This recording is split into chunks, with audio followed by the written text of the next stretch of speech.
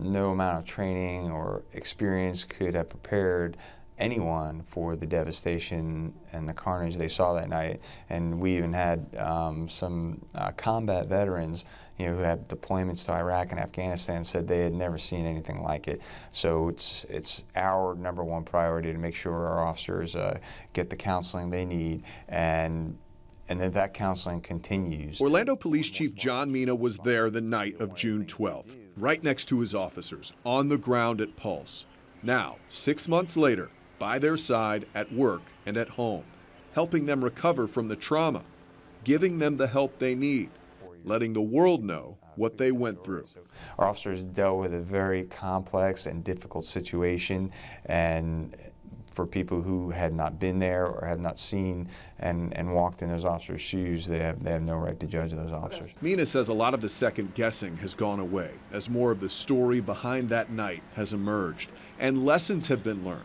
A Kevlar helmet saved one officer's life. Now every officer will have one, and the vests they had on just weren't good enough. Your shield will not stop AK fire. It is not rifle certified, and no shields we have are. I immediately went to our training department and said, hey, what do we need to do anything differently, training, equipment-wise? And they had recommended to me that officers be issued even more protection, so giving a heavier vest that would go on top of the vest they already wear. Along with the counseling and the training and the new equipment, Mina says something else was discovered, a new understanding and a bond between two Orlando communities. I think when specifically our LGBT community saw the kindness and compassion that our officers showed them, and many of those SWAT officers have developed friendships and relationships with employees and patrons and victims from inside that club, and